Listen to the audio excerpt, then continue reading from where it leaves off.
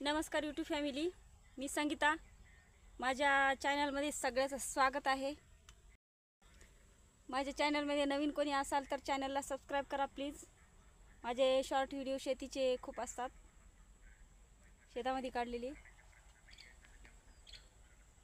यावर्षी पाऊस खूप व्हायला आहे, शेतकऱ्याची खूप नुकसान व्हायली. काही शेतकऱ्यांचे सोयाबीन काढायला आले, सगळे पानं गळाले, वाळले, पण पाऊस पडाला आहे. काळं पडलं सोयाबीन. काय असं जर पाऊस म्हणलं तर त्याला मोड यायची शक्यता असते. थोडं 2-3 दिवस जर ऊन जर पडलं ना, त्या शेतकऱ्यांनी त्या सोयाबीनचं काहीतरी करतात, काहीतरी हाती लागते. सोयाबीन खूप अशी कळकळ वाटते. काल नांदेडहून बघत आली मी, बऱ्याच शेतकऱ्याचं सोयाबीन आलेलं आहे, पण काय करावं, पाऊस पडायला आहे. काय करतील शेतकरी? पावसानं खूप नाकात जीव यायला आहे.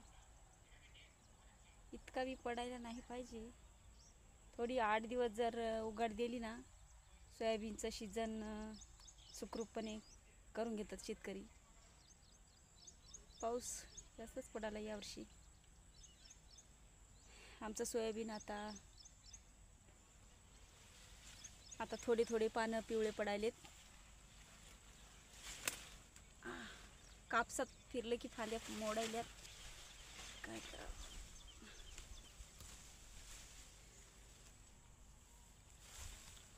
हे बघू शकता आमचं सोयाबीन.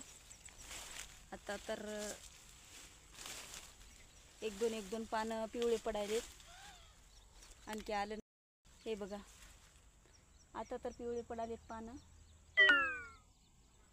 आणखी याला 8-15 दिवस वेळ आहे. पाऊस आता उघडायला पाहिजे बरं.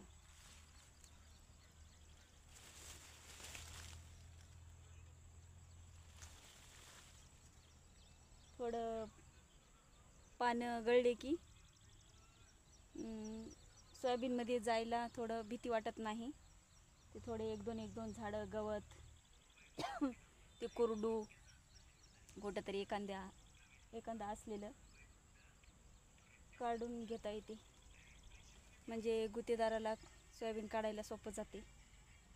जास्त प्रमाणात नाही तण सोयाबीनमध्ये. आता उघडायला पाहिजे बरं पाऊस. बाय शेतकरी मित्रांनो.